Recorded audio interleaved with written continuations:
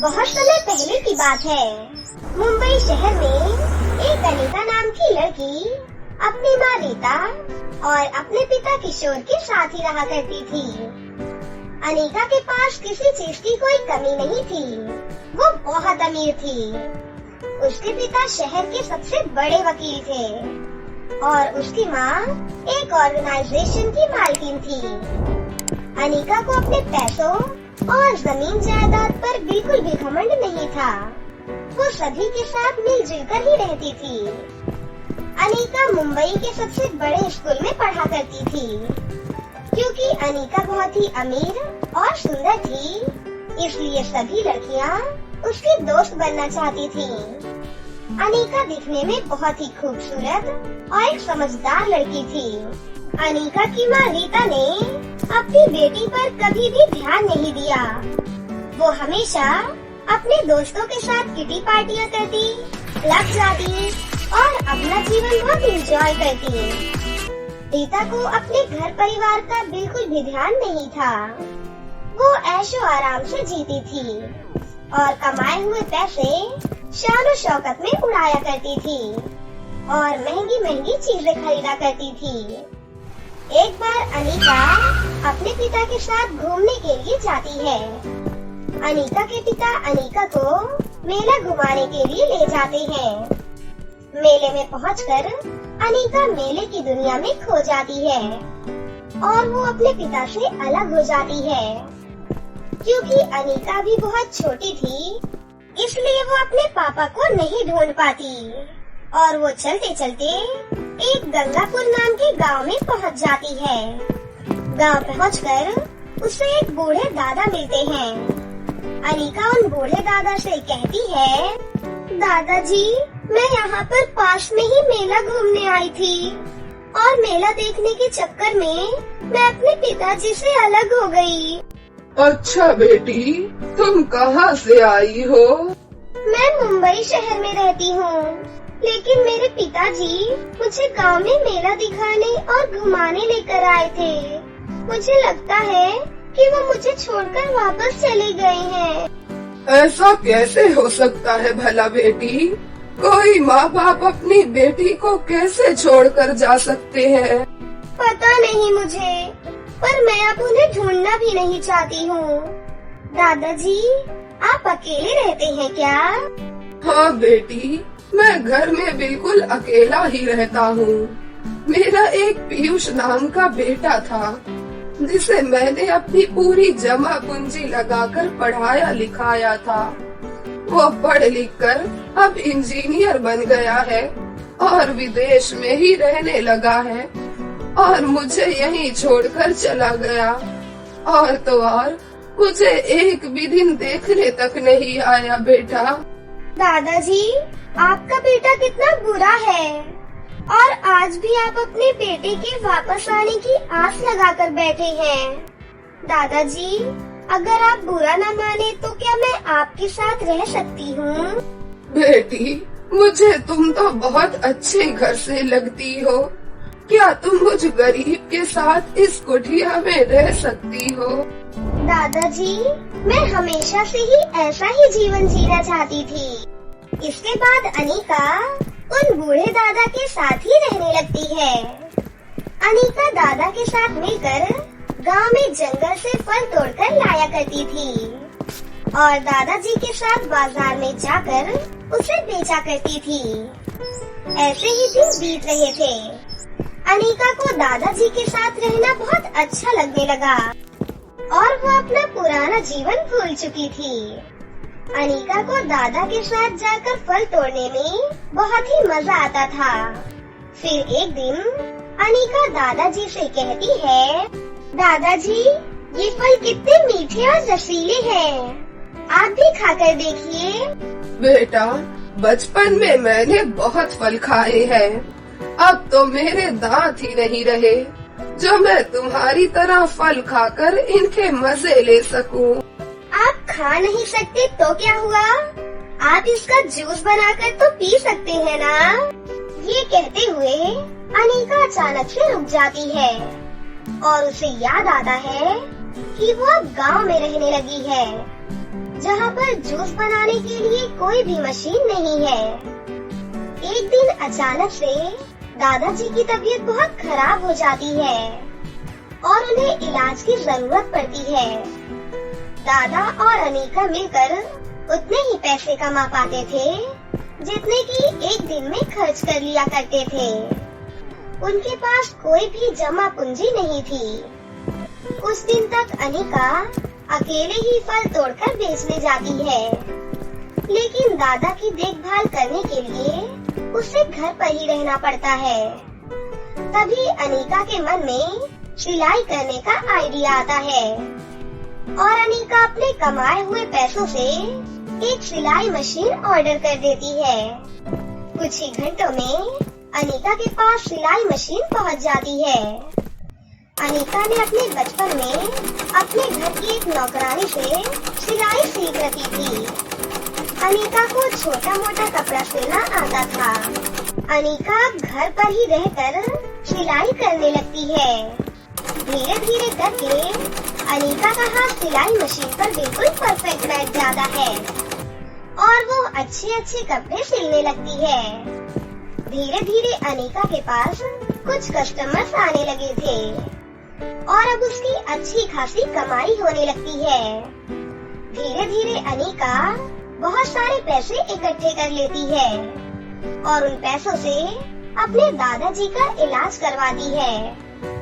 अब दोनों दादा पोती हंसी खुशी से रहने लगते हैं और अब दादा को कोई भी काम करने की जरूरत नहीं पड़ती।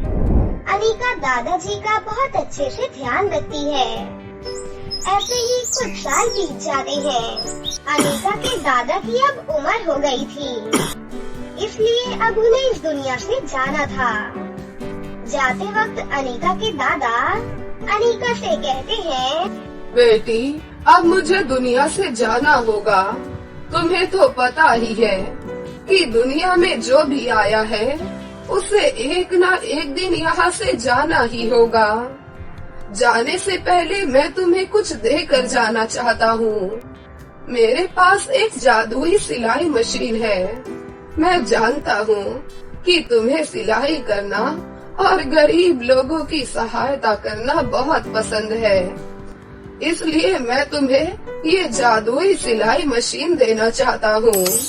ये लो, ये सिलाई मशीन जादुई है। सिलाई मशीन से जो तुम कहोगी वो तुम्हें दे देगी। इससे तुम अच्छे अच्छे डिजाइनदार लहंगे, तरह तरह के ड्रेसेस मांग सकती हो। और इस जादुई सिलाई मशीन की खास बात ये है कि सिलाई मशीन भरपूर मात्रा में स्वादिष्ट भोजन भी तुम्हें देगी। दादाजी, मैं आपका दिल से धन्यवाद करती हूँ। आपने मेरे बारे में इतना सोचा। इसके बाद दादाजी भगवान के पास चले जाते हैं और उसी दिन से अनीका उस जादुई सिलाई मशीन से कहकर अपने लिए खाना मांग लिया करती थी। अनीका एक बहुत ही नेक दिल लड़की थी, इसलिए वो सिलाई मशीन का कोई गलत उपयोग नहीं करती, बल्कि वो उससे गरीब लोगों की सहायता करती थी। अनीका सिलाई मशीन पर बैठकर अच्छे अच्छे कपड़े सिलने लगती है और उसे गरीबों में बांट दिया करती थी। अनीका की जिंदगी का मकसद अब लोगों की सेवा करना और उनकी सहायता करना ही एक मकसद बन जाता है और वो सभी लोगों के लिए भगवान। आकाश जब शहर से गांव जाता है तब आकाश की माँ मालती उसकी शादी अपनी सहेली की बेटी जानवी से कर देती है। जानवी गांव की होती है और दिखने में काली होती है, पर उसके गुणों से प्रभावित होकर मालती अपने बेटे का रिश्ता जानवी से कर देती है। आकाश को जानवी बिल्कुल पसंद नहीं थी, पर अपनी माँ के आगे उसकी एक ना चली और उससे शादी करनी ही पड़ी। आकाश जब शहर जाने लगा तो उसकी माँ बोली, अरे बेटा, अब तुम अकेले कहाँ चल दिए? बहू को भी अपने साथ ले जा। वहाँ शहर में तेरा ख्याल कौन रखेगा भला? वहाँ ले जाएगा तो शहर के तौर तरीके सीख लेगी और तुम दोनों एक दूसरे को अच्छे से समझ भी लोगे। ठीक है माँ, फिर माँ तुम्हारा यहाँ ध्यान कौन रखेगा? तू वो सब छोड़ और बहू को साथ ले जा। अभी मैं इतनी लाचार नहीं हुई कि मुझे किसी के सहारे की जरूरत हो, समझा? ठीक है माँ। आकाश को ना चाहते हुए भी जानवी को अपने साथ शहर ले जाना पड़ता है। देखो जानवी, शहर में मेरी काफी इज्जत है और मैं नहीं चाहता कि तुम्हारी वजह से मुझ पर सब हंसें या मेरा मजाक उड़ाएं। इसीलिए तुम इस घर से बाहर मत निकलना और ना ही किसी से मिलना जुलना। ठीक है जी, जैसा आप कहें। आकाश को जानवी बिल्कुल भी पसंद नहीं थी। तभी उसके ऑफिस में एक नई लड़की सूजी जॉब के लिए आती है। सूजी दिखने में बहुत सुंदर थी। धीरे धीरे आकाश और सूजी में बातचीत होने लगी। दोनों एक दूसरे के साथ खूब घूमते, एक साथ डिनर करते और एक दिन सूजी आकाश से बोलती है, आकाश, मैं तुम्हारे बिना अब नहीं रह सकती। तुम कब मुझसे शादी करोगे? तुम टेंशन मत लो डार्लिंग, मैं तुमसे बहुत जल्दी शादी करने वाला हूँ। बस एक प्रॉब्लम है, वो खत्म हो जाए। ओके डार्लिंग, जो भी काम है उसे जल्दी निपटा लो। आकाश रोज की तरह देर से घर आता है। तभी जानवी कहती है, कितनी देर लगा दी आज आपने? ऑफिस में ज्यादा काम था क्या? सुनो जानवी, मैं तुम्हें अंधेरे में नहीं रखना चाहता। ये बात तो अब तक तुम्हें समझ में आ ही गई होगी कि मैं तुम्हें प्यार नहीं करता। तो अब मुझे तुमसे डिवोर्स चाहिए। मैं सूजी से प्यार करता हूँ और उसी से शादी करूँगा। भगवान के लिए ऐसा मत कहिए, मैं कहाँ जाऊँगी? आपके सिवा है ही कौन मेरा? मुझे आप बेशक प्यार मत करिए, लेकिन अपनी जिंदगी से निकालिए नहीं। मैं ऐसे ही घर के किसी कोने में पड़ी रहूंगी। आपसे कोई शिकायत नहीं करूंगी। भगवान के लिए मान जाइए। मैंने जो फैसला कर लिया सो कर लिया। मैं तुम्हारे साथ अब एक सेकंड भी नहीं रह सकता। निकल जाओ मेरी जिंदगी से। और फिर आकाश जानवी को रात के अंधेरे में ही घर से निकाल देता है। जानवी रोते रोते जंगल की तरफ निकल जाती है और उधर आकाश सूजी से शादी करके उसे अपने घर ले आता है। हे भगवान, ये क्या हो गया मेरे साथ? तूने ऐसा क्यों किया भगवान? मुझे क्यों इतना बदसूरत बनाया कि मेरे पति मुझसे प्यार नहीं करते? अगर गांव गई तो माँ को क्या जवाब दूंगी? माँ तो ये सब नहीं सह पाएंगी। नहीं नहीं, गांव नहीं जाऊंगी। फिर जानवी आत्महत्या करने के लिए एक नदी के किनारे चली जाती है। तभी उधर से एक परी जा रही होती है। वो जानवी को नदी के किनारे रोता देख लेती है और परी को उस पर दया आ जाती है। क्या हुआ जानवी, तुम इतनी दुखी क्यों हो? दुखी ना हो तो क्या करूं? मेरी जिंदगी में अब कुछ नहीं बचा। मैं अब जीना नहीं चाहती। जानवी, ऐसे जिंदगी से हार नहीं मानते। क्या हुआ है ये तो बताओ मुझे, क्यों मरना चाहती हो तुम? फिर जानवी परी को सारी बातें बताती है। जानवी की बात सुनकर परी जानवी को एक जादुई सूट देती है और कहती है, जानवी, इस सूट को पहनते ही तुम दुनिया की सबसे सुंदर और गोरी लड़की बन जाओगी। अब तुम अपने घर जाओ, तुम्हारी सारी समस्या दूर हो जाएगी। जानवी वो सूट लेकर अपने घर वापस आ जाती है तो सूजी डोर खोलती है। कौन हो तुम और क्या चाहिए तुम्हें? बहन, मैं बेसहारा हूँ। मुझे अपने घर में रहने के लिए जगह दे दो। बदले में तुम्हारे घर का सारा काम मैं कर दिया करूँगी। सूजी को फ्री में नौकरानी मिल रही थी, उसे और क्या चाहिए? वो झट से जानवी को अपने यहाँ रहने की इजाजत दे देती है। आकाश जब शाम को घर आता है तो जानवी को घर में देख चौंक जाता है। तभी सूजी बोलती है, डार्लिंग, आज से हमारी नई नौकरानी है और तो और हमें इसे सैलरी भी नहीं देनी पड़ेगी। इसीलिए मैंने इसे घर में रहने की इजाजत दे दी। मैंने सही किया ना? आकाश को जानवी का यूँ नौकरानी की तरह घर में काम करना अच्छा नहीं लगता। और उसे अपनी गलती का भी पछतावा हो रहा होता है, पर वो कुछ कर भी तो नहीं सकता था। चुपचाप खाना खाकर वो सोने के लिए चला जाता है। उधर जानवी सोने से पहले परी के दिए हुए सूट को जल्दी से पहन लेती है। सूट को पहनते ही वो बहुत ही गोरी और सुंदर हो जाती है। अगली सुबह जब जानवी को आकाश देखता है तो उसे देखता ही रह जाता है। जानवी के सामने तो हीरोइंस भी फेल थी, वो इतनी खूबसूरत जो हो जाती है। तभी सूजी वहाँ आ जाती है। तू यहाँ क्या कर रही है? जाकर अपना काम कर। और आप क्या इस नौकरानी को देखे जा रहे हो? और तूने ये फेस पर क्या लगा लिया? कल तक तो बड़ी काली कलूटी बनकर आई थी, एक दिन में इतना रूप बदल गया। कहीं तू मेरे पति पर डोरे डालने तो नहीं आई है?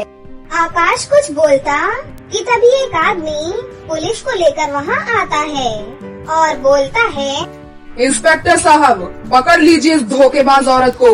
यही है जो अमीर लड़कों को देखकर उससे लूटकर भाग जाती है, लुटेरी कहीं की। इंस्पेक्टर सूजी को गिरफ्तार कर लेते हैं। आकाश को ये सब जानकर उसे अपने किए पर बहुत पछतावा होता है। मुझे माफ कर दो जानवी, मुझसे बहुत बड़ी गलती हो गई। कोई बात नहीं जी, आपने मुझे अपना लिया, मेरे लिए यही बहुत है। मैं आपसे बिल्कुल भी नाराज नहीं हूँ। उसके बाद वो दोनों आपस में हंसी खुशी अपनी जिंदगी जीने लगते हैं। मणिपुर नाम के एक गाँव में सितारा नाम की एक सुंदर लड़की रहती थी। सितारा के माता पिता नहीं थे, वो अपने भैया और भाभी के साथ ही रहती थी। सितारा के भाई की शादी 1 साल पहले ही हुई थी। 1 साल में ही भाभी और सितारा में माँ बेटी जैसा रिश्ता बन गया था। सितारा, कल तुम्हारी परीक्षा है ना, तो तुम झाड़ू क्यों लगा रही हो? मैं झाड़ू लगा दूंगी, तुम जाओ और जाकर पढ़ाई करो। भाभी, मैंने पूरी तैयारी कर ली है, इसीलिए मैं रोजाना की तरह झाड़ू लगा रही हूँ। अगर तुमने पूरी तैयारी कर ली है तो थोड़ी देर आराम करो। परीक्षा के दौरान थोड़ा आराम करना भी बहुत जरूरी है। जब तक तुम्हारी परीक्षाएं हैं तब तक मैं सारा काम खुद कर लूंगी। सूरभि भाभी, आप बहुत अच्छी हैं। हाँ, बिल्कुल तुम्हारी तरह। जहाँ एक तरफ सितारा अपनी भाभी से प्यार करती थी, वहीं दूसरी तरफ सितारा के भाई अभिषेक अपनी पत्नी को बिल्कुल भी पसंद नहीं करते थे। अभिषेक इस बात से नाराज रहता था कि उसकी शादी में उसे बहुत कम दहेज दिया गया। सूरभि, कहाँ मर गई? मेरे जूते कहाँ हैं? यही कहीं रखे होंगे, मैं अभी ढूंढ देती हूँ। ढूंढ देती हूँ का क्या मतलब है? अपनी सैंडल तो तुमने बहुत संभाल कर रखी है, और मेरे जूते कहाँ फेंक दिए? अब आप सुबह सुबह लड़ाई मत शुरू करो। मैंने आपके जूते धोकर रखे थे, शायद छत पर सूख रहे होंगे। मैं अभी लेकर आती हूँ। जब तक सूरभि जूते लेकर आई तब तक अभिषेक जा चुका था। सूरभि ने देखा कि उसकी सैंडल गायब है। मेरी सैंडल कहाँ गई? सूरभि पागलों की तरह पूरे घर में वो सैंडल ढूंढने लगती है। भाभी, मैंने भैया को गुस्से में आपकी सैंडल फेंकते हुए देखा था। सितारा, सैंडल ढूंढने में मेरी मदद करो। ये साधारण सैंडल नहीं है, वो सैंडल मेरे लिए बहुत खास है। सूरभि और सितारा शाम तक सैंडल ढूंढते रहे, लेकिन उन्हें नहीं मिल पाई। शाम को जब अभिषेक घर लौटा तो उसके साथ एक औरत थी। ये मेरी नई पत्नी है और सितारा तुम्हारी नई भाभी। सूरभि, मैं तुम्हें तलाक देता हूँ। ये लो तलाक के कागजात, इन पर साइन करो और निकल जाओ मेरे घर से। सूरभि को अभिषेक का घर छोड़ना पड़ा। सितारा की नई भाभी अपने साथ ढेर सारी दौलत लाई थी, लेकिन उसके पास प्यार की दौलत बिल्कुल भी नहीं थी। नई भाभी सारा खाना खुद खा लेती या अपने पति को खिला देती और सितारा के लिए कुछ भी नहीं छोड़ती। सितारा पूरे दिन पढ़ाई करके थक चुकी होती थी। उससे खाना नहीं बनाया जाता था। वो या तो बचा कुचा खाकर सो जाती या फिर भूखे पेट ही सो जाया करती थी। एक दिन सितारा को उठने में जरा सी देर हो गई। उस दिन उसका एग्जाम था। सितारा जल्दी से तैयार होने लगी, लेकिन उसे अपनी सैंडल नहीं मिल रही थी। अब ये सैंडल कहाँ चली गई? भाभी, 1 मिनट दरवाजा खोलना, मेरी सैंडल शायद कमरे में ही रह गई है। भाभी, प्लीज दरवाजा खोलिए। सितारा चिल्लाती रही, लेकिन भाभी ने कमरे का दरवाजा खोला ही नहीं। हे भगवान, अब मैं क्या करूं? परीक्षा शुरू होने में सिर्फ 5 मिनट ही बचे हैं। सितारा नंगे पैर ही स्कूल की तरफ दौड़ पड़ी। रास्ते में एक जगह रोड बन रहा था। वहाँ टूटी हुई ईंटें पड़ी हुई थी। सितारा उन ईंटों पर दौड़ती गई। वहाँ उसके पैर पूरी तरह घायल हो गए। खून से लथपथ पैरों से वो 15 मिनट लेट क्लास में पहुँची, लेकिन उसने किसी तरह अपनी परीक्षा दे दी। लौटते समय उसके स्कूल के एक टीचर उसे अपनी साइकिल से उसे घर तक छोड़ गए। सितारा अपने पैरों को देखकर बहुत रो रही थी। सुरभि भाभी, आप मुझे छोड़कर कहाँ चली गई? आपके बिना मैं अनाथ हो गई। तभी सितारा के सर पर ऊपर मचान से एक सैंडल गिरती है। अरे ये तो सुरभि भाभी की सैंडल है। उस दिन हमने इसे कितना ढूंढा था। सितारा मचान पर चढ़कर दूसरी सैंडल भी ढूंढ निकालती है। सितारा ने सैंडल पहनकर देखी।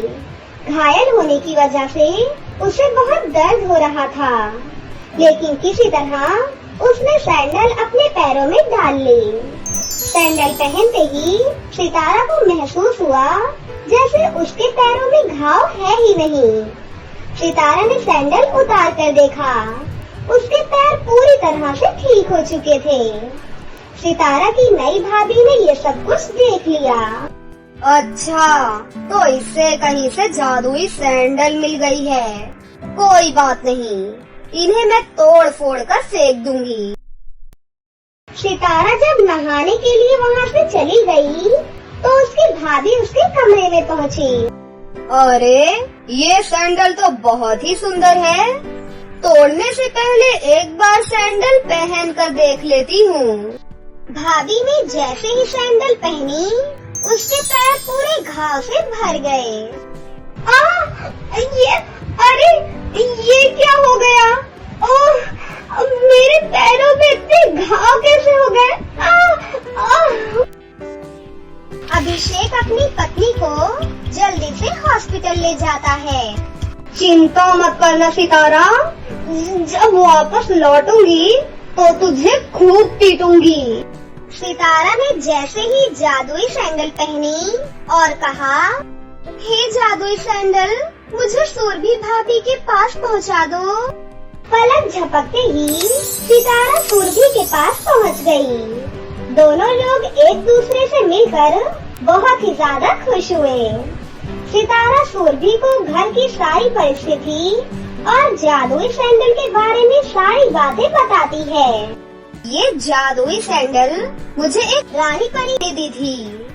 अब तुम्हें अपनी नई भाभी से डरने की कोई जरूरत नहीं है। आज से तुम मेरे साथ यही रहोगी। उसके बाद सितारा अपनी पुरानी भाभी के साथ हंसी खुशी अपनी जिंदगी जीने लगी।